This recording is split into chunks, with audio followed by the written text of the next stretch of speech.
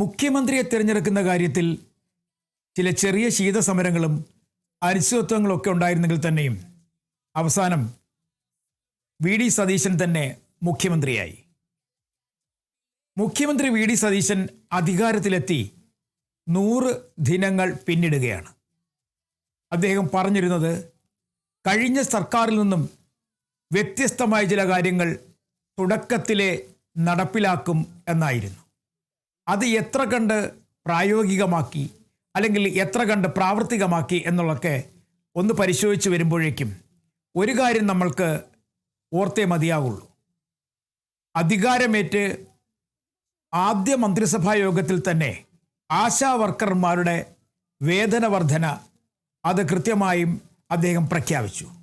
കാരണം പ്രതിപക്ഷ നേതാവായിരുന്ന സമയത്തൊക്കെ തന്നെ ആശാ വർക്കർമാരുടെ സമരസ്ഥലത്ത് അദ്ദേഹം എത്തുമായിരുന്നു.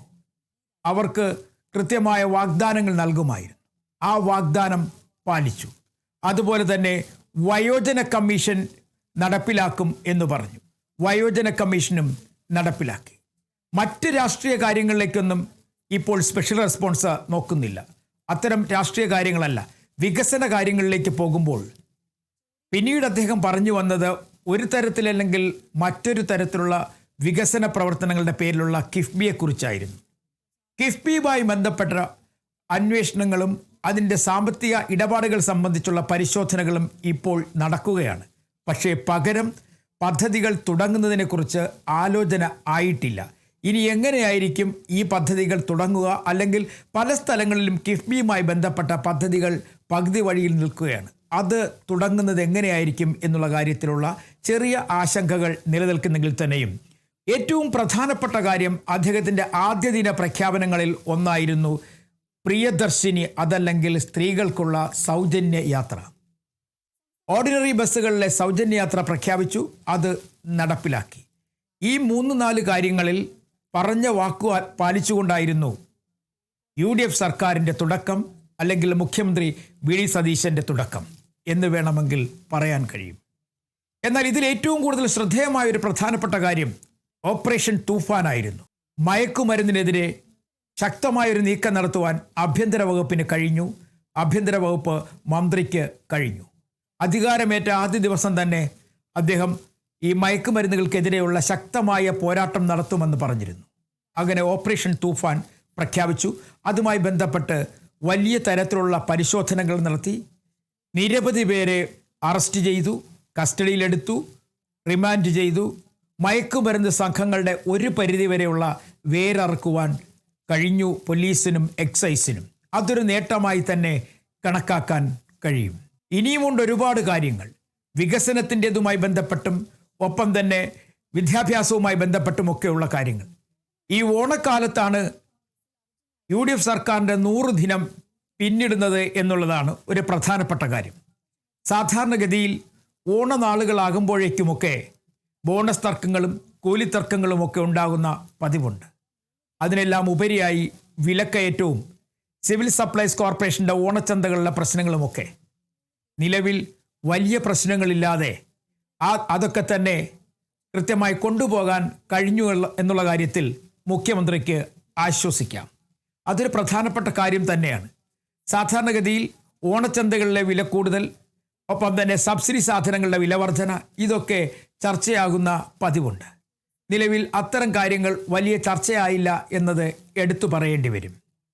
മറ്റൊരു പ്രധാനപ്പെട്ട കാര്യം 100 ദിന കർമ്മ പരിപാടികളുടെ പ്രഖ്യാപനമായിരുന്നു.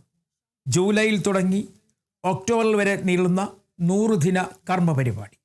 അതിൻ്റെ 45 ദിവസങ്ങളാണ് പിന്നിട്ടിരിക്കുന്നത്. 1688 പദ്ധതികൾ നടപ്പിലാക്കാനാണ് തീരുമാനിച്ചിരുന്നത്. അതിൽ 547 പദ്ധതികൾ ഇതുവരെ പൂർത്തിയാക്കി കഴിഞ്ഞിരിക്കുന്നു.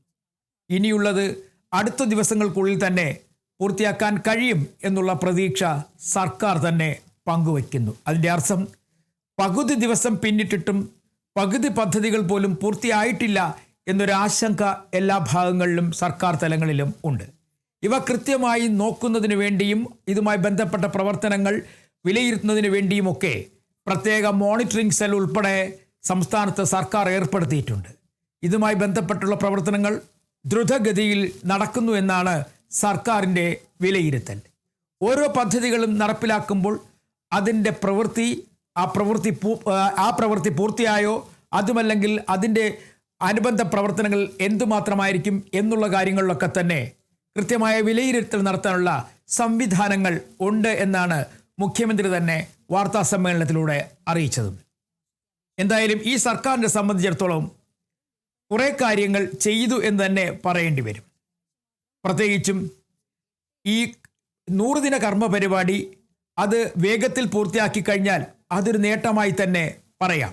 എന്നാൽ സർക്കാരിനെ വല്ലാതെ ശ്വാസം മുട്ടിച്ച ഒന്നാണ്, അല്ലെങ്കിൽ ശ്വാസം മുട്ടിച്ചുകൊണ്ടേയിരിക്കുന്ന ഒന്നാണ് PM ശ്രീ പദ്ധതിയുമായി ബന്ധപ്പെട്ട ഇപ്പോഴത്തെ പ്രശ്നം.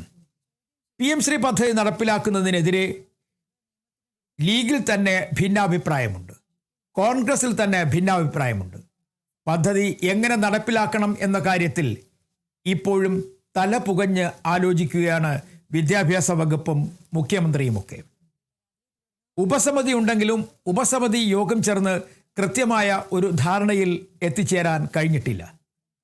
സർക്കാർ അധികാരമേറ്റതിൻ്റെ ആദ്യ നാൾ മുതൽ തന്നെ മറ്റൊരു പ്രതിസന്ധിയായി മാറിയത് പവർ കട്ടായിരുന്നു. കാരണം ആ കൃത്യസമയത്ത് പവർ കട്ട് സമയത്ത് ഡാമുകളിൽ ജലമില്ലാതിരുന്നത് വലിയ പ്രശ്നമായി. അതല്ലെങ്കിൽ വൈദ്യുതിയുടെ ആഭ്യന്തര ഉത്പാദനം കുറഞ്ഞു എന്നുള്ളത് പ്രശ്നമായി. പുറത്തു നിന്ന് വൈദ്യുതി വാങ്ങുന്ന കാര്യത്തിലും ചില പ്രതിസന്ധികൾ ഉണ്ടായിരുന്നെങ്കിൽ തന്നെയും അതും വേഗത്തിൽ ആ പ്രതിസന്ധികൾ പൂർത്തിയാക്കാൻ സർക്കാരിന് കഴിഞ്ഞു എന്നുള്ളൊരു പ്രധാനപ്പെട്ട കാര്യം കൂടിയുണ്ട്.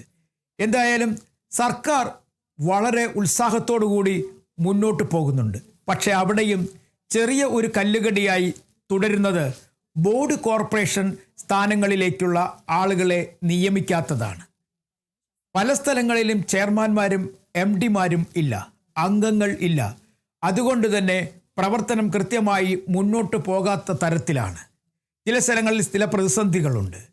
ഇത് UDF ചേരാത്തത് കൊണ്ടാണ് എന്നാദ്യം പറഞ്ഞിരുന്നെങ്കിൽ UDF യോഗം ചേർന്നിരുന്നു.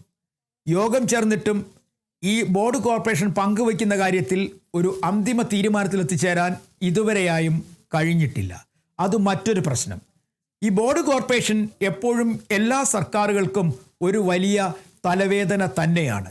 ഈ പ്രശ്നം പരിഹരിച്ചാൽ തന്നെയും കോൺഗ്രസിന് കിട്ടുന്ന ബോർഡ് കോർപ്പറേഷനുകളിലേക്ക് ആരെയൊക്കെ നിയമിക്കണം, ആരൊക്കെ ആയിരിക്കണം എന്ന കാര്യത്തിൽ തീരുമാനമെടുക്കേണ്ടത് പാർട്ടിയാണ്. അതും ചർച്ച തന്നെയായി തുടരുക തന്നെ ചെയ്യും. ഒരു പ്രധാനപ്പെട്ട മറ്റൊരു കാര്യം, ഇതിലെല്ലാം അവസാനിക്കുന്നെങ്കിൽ തന്നെയും ചില പ്രശ്നങ്ങൾ ഇനിയും ബാക്കി നിൽക്കുന്നുണ്ട്. പ്രത്യേകിച്ചും വിഴിഞ്ഞം പദ്ധതിയുമായി ബന്ധപ്പെട്ട ചില കാര്യങ്ങൾ. വിഴിഞ്ഞം പദ്ധതി കയറ്റിറക്ക് തുടങ്ങി, അല്ലെങ്കിൽ ചരക്ക് കയറ്റി അയക്കാനുള്ള പദ്ധതിക്ക് തുടക്കമായി. അത് ആശ്വാസകരമാണ്, നേട്ടമാണ്. കേരളത്തിൻ്റെ വികസനത്തിൻ്റെ പാതയിലേക്ക് പുതിയൊരു കാര്യം കൂടിയാണ്.